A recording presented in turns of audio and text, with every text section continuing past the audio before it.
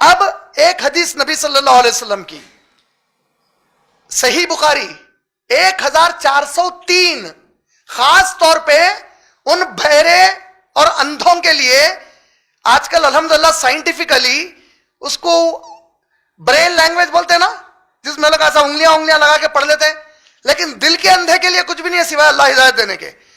پھر بھی یہ دل کے اندھوں اور بہروں کو بات پہنچانے کے لیے بول رہا ہوں. جو قوم کو گمراہ کر رہے ہیں، شفاعت ہو کے ہم بخشے جاتے.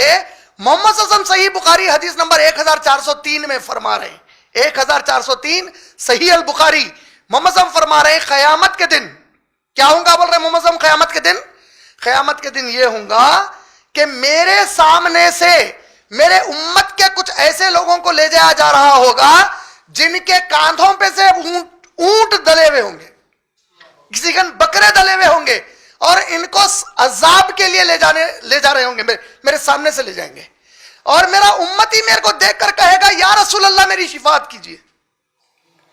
حدیث کیا میں ہے؟ بخاری میں. حدیث کیا ہے؟ 1403. میرا امتی کہے گا میری سفارش کیجیے، شفاعت کیجیے. یہ لگا تو ٹھیکہ دے دیے پوروں کو، مگر جس کی شفاعت کی امید میں محمد صلی اللہ علیہ وسلم فرما رہے ہیں میں کہوں گا میں ہرگز تمہاری شفاعت نہیں کروں گا، جاؤ اور سزا بھگتو، کیونکہ میں نے تم کو پیغام پہنچایا، تم نے نافرمانی کی. نہیں دینے کا سمجھے، شفاعت بھی نہیں مل رہی، نصیب نہیں ہو رہی. 2290 صحیح المسلم، 2290 صحیح مسلم، سورہ توبہ سورہ نمبر 9 آیت نمبر 34 اور 35 کی تفسیر کے ضمن میں. سورہ توبہ سورہ نمبر 9 آیت نمبر 34 اور 35. آیت نمبر 34 کیا ہے؟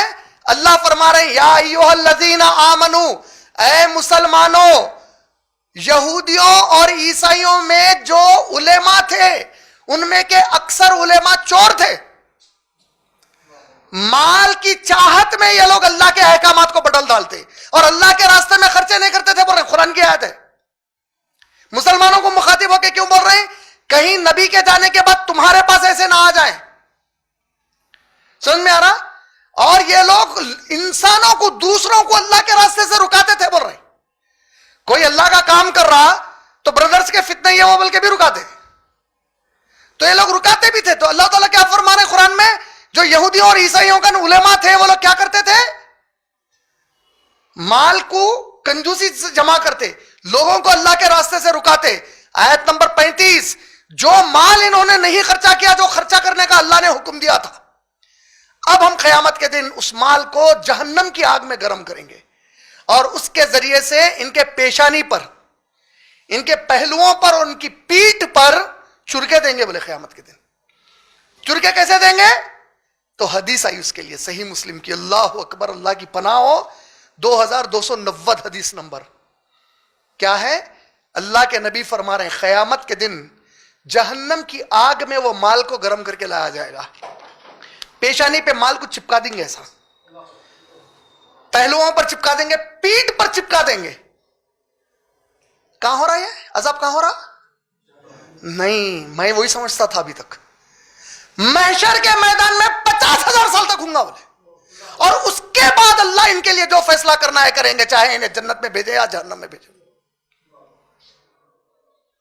زکات نہیں دینے والوں کو کیا ہو رہا؟ بول رہے ہیں محمد صلی اللہ علیہ وسلم میدان محشر میں ہی عذاب شروع کر دیا جا رہا ان کے ساتھ. 50,000 سال ہوں گا بولے میدان محشر میں عذاب ان لوگوں کو.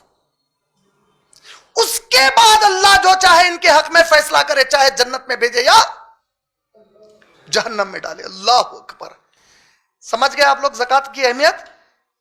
یہ عذاب کس کو ہوں گا؟ دیا ہی نہیں، جو دیا مگر دیر سے دیا اس کو بھی عذاب ہے، اور اللہ نہ خواستہ مر گیا دینے سے پہلے تو گیا کام سے. تو سمجھ گئے زکات یہ جو اپن سونے چاندی کی دیتے ہیں رمضان میں دینا بلکہ کہیں بھی نہیں ہے، 1 سال ہوتے دے دینا ہے. لیکن چونکہ اکثر ہماری قوم زکات کو کھینچ کے لا کے رمضان سے چھپکا دی.